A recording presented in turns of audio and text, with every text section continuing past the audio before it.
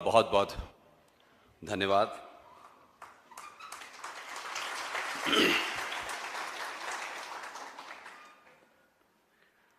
गुजरात के लोगों की सभा हो, उसमें भी सिर्फ पटेलों की सभा हो और पटेलों की सभा के संचालक कर्ता रिक्वेस्ट करें तो ये बात ठीक नहीं है। पटेलों को आदेश करना चाहिए, रिक्वेस्ट नहीं करनी चाहिए, क्योंकि इसी भाव ने एक समय था जिसके बारे में सिलसिलेवार हमारे इतिहास में कभी नहीं कहा, उसकी बात मैं कहूंगा। लेकिन मुझे खुशी है कि कीनिया में इतनी बड़ी तादाद में शेरों का इतना बड़ा गढ़ यहाँ मौजूद है।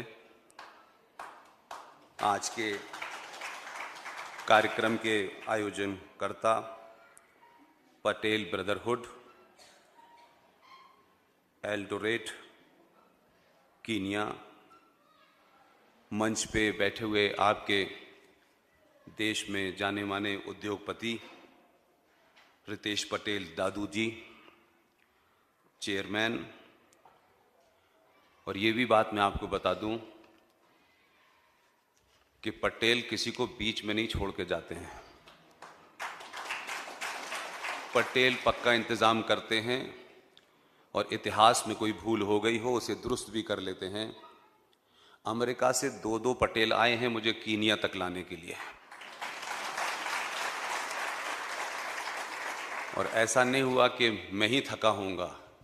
दोनों उम्र दराज हैं लेकिन ये नहीं थके हैं। इन्होंने इंश्योर किया है कि कीनिया के हर जागरूक नागरिक तक मुझे ले जाना है, और इस काम को अरुण पटेल जी, हसमुख भाई पटेल जी पिछले 5-7 दिन से मेरे साथ हैं और इंश्योर करते हैं कि मैं मंच पे से डरूं ना, क्योंकि 2 पटेल ऊपर भी बैठे रहते हैं। आपके इस देश में मैं किसी को नहीं जानता था आज से कोई 10 दिन पहले तक। नैरोबी में एक फोन मेरे पास गया अरुण पटेल जी के माध्यम से कि नैरोबी में कुछ लोग आपको बुलाना चाहते हैं। तो मैं बहुत देर तक सोचता रहा कि नैरोबी में कौन सुनेगा। मुझे अंदाजा नहीं था कि नैरोबी में इतनी बड़ी तादाद में भारतीय रहते हैं और ख़ासतौर से गुजराती रहते हैं। और यहाँ ये हाल हुआ कि मैं जब पटेल साहब के साथ दिल्ली से चला, एयरपोर्ट पे पहुँचा और यहाँ नैरोबी एयरपोर्ट पे उतरा तो बहुत सारे लोग मालाएं डाल रहे थे। तो मैंने उनसे कहा, भाई जिसने बुलाया है वो कौन है? तो आपके नैरोबी में रहने वाले विकास व्यास जी ने, जो ये लाल कुर्ते में बैठे हुए हैं, इनको देख के कोई नहीं कह सकता है कि इन्होंने मुझ जैसे आदमी की गारंटी ली होगी। लेकिन मैं पिछले 5-6 दिन से नैरोबी में इनके घर और इनकी श्रीमती नम्रता व्यास, लोग देखें, पटेल देखें कि कौन है नम्रता व्यास। खड़े तो होइए, खड़ी हो जाइए। इस इनिशिएटिव में विकास व्यास जी, उनकी श्रीमती और उनके साथ जितने भी साथी लोग हैं, उनके प्रयास से मैं यहाँ तक पहुँच पाया। और अब ये करीब करीब मैं समझता हूँ कि दौरा समाप्त होने की तरफ है। लेकिन क्योंकि पटेलों की सभा है तो इसलिए वो सच सबको बताना चाहिए कि अगर एक भूल न हुई होती, अगर पटेलों ने थोड़ी देर के लिए उस सार्वजनिक शर्म को थोड़ी देर के लिए किनारे रख दिया होता, तो भारत का भविष्य कुछ और होता।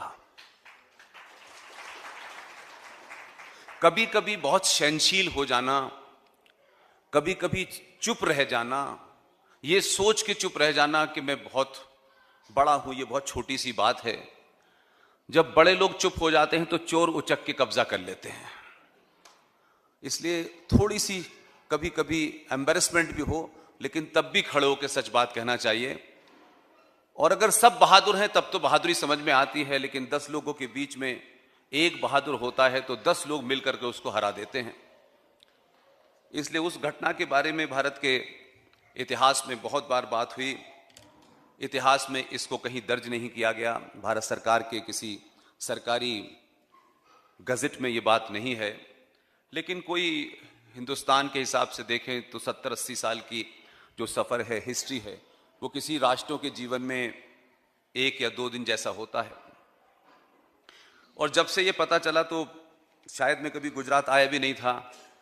मैं 2012 से लगातार कुछ बातों को उठाता रहा हूँ और मुझे लगा कि स्कूलों में बहुत कुछ उल्टा सीधा पढ़ाया जाता है, आज भी पढ़ाया जा रहा है, ऐसा नहीं है। लेकिन सरकारें आती हैं, सरकारों का अपना एक मिजाज होता है, सरकारों के अपने दबाव होते हैं, कब क्या करना है, कब क्या नहीं करना। लेकिन कम से कम इन 50-60 सालों के बाद में आपने जो बड़ा काम किया है, जीवन में गलतियां सबसे होती हैं, इसमें कोई ऐसा नहीं है कि किसी एक राज्य से ही हुई या एक समाज से हुई, लेकिन गलती होने के बाद आप उसे रिपीट करें तो वो ज्यादा बड़ी बात होती है। तो आपने 1947 में जो गुजरात से भेजे थे पिताजी, उस गलती को 2014 में सुधार लिया। तो जो छवि बनी है गुजरातियों की, वो खाकड़ा खाते हैं, फावड़ा खाते हैं, मीठे हैं, लड़ते नहीं हैं, पैसा कमाते हैं, ये डिबेट हमारे यहां कई बार ऐसे चलती रहती है। लेकिन जब आप खुद बहादुर होते हैं तो बहादुर की तारीफ भी सार्वजनिक मंचों से करते हैं। हमारे समाज में एक बड़ी कमी यह है कि हम किसी की तारीफ करने से डरते हैं और यह समझते हैं कि हमारी तारीफ करने से वो बड़ा ना हो जाए। इसलिए तारीफ करने में हमारा देश बड़ा कंजूस है, नेता बहुत कंजूस हैं।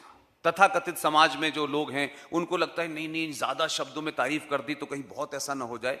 मुझे लगता है तारीफ एक ऐसी चीज है जिसमें कोई पैसा नहीं लगता है, इसे खुल के करना चाहिए।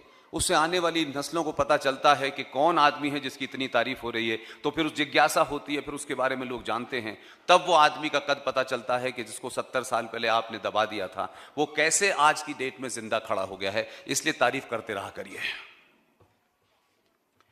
1946 से मैं इसलिए शुरू करना चाहता हूं ताकि सभागार में बहुत सारी बेटी, मां, बहनें बैठी हुई हैं।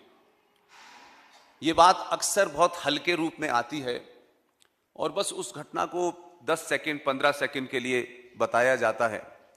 और बताने वाले तथाकथित बहुत सारे हिंदूवादी भी हैं, उनके भी अपने कॉम्प्लेक्सेस हैं, कुंठाएं हैं, वो भी खुल के कहने से बहुत सारी चीजों से शर्माते हैं। तो जब आदमी किसी भी चीज की लालच में फंस जाता है तो लालच एक ऐसी बीमारी होती है कि लालच आपको सच नहीं बोलने देती है, क्योंकि आपको लगता है कोई नाराज ना हो जाए, कहीं मेरा नुकसान ना हो जाए। इस कारण से हमने 70 सालों में जघन्य अपराध किए हैं, जघन्य अपराध, और एक नहीं है, सिलसिला पूरा चल रहा है। और हम धीरे धीरे धीरे धीरे झूठ को सुनने के आदी हो गए हैं और अपने शत्रु से भी ये चाहते हैं कि वो भी झूठ बोले। इसलिए कोई भी बात हम पूरी ताकत से नहीं कहते, लेकिन 2014-15 के बाद से संचार क्रांति ने जो नया रुख लिया, इसमें आपको कोई नहीं रोक रहा है। आप जो कहना चाहते हैं उसके लिए ऑल इंडिया रेडियो की, दूरदर्शन की जरूरत नहीं है, किसी अखबार के आप मोहताज नहीं हैं। अगर सच कुछ है तो जोर से बोलिए, इस देश में सोशल मीडिया पे पूरी दुनिया आपको सुन लेगी। मेरे और आपके बीच में कोई रिश्ता नहीं है, मैं गुजराती भी नहीं हूं, लेकिन क्या वजह है कि मुझ जैसे साधारण से आदमी को सुनने के लिए कीनिया के इतने गणमान्य करोड़पति अरबपति यहां बैठे हुए हैं। आप इस समय का सदुपयोग अपने बिजनेस के लिए कर सकते थे, लेकिन कोई बात आपके दिल तक पहुंची है जिसके कारण आप सब लोग इस हॉल में इकट्ठे हुए हैं। और मेरी कोई हैसियत ही नहीं है, मैं न किसी बड़े पद पर हूं न था, लेकिन कुछ बात आप तक पहुंची और उसके कारण आप यहां आए हैं। इसके लिए भी आपका बहुत बहुत धन्यवाद।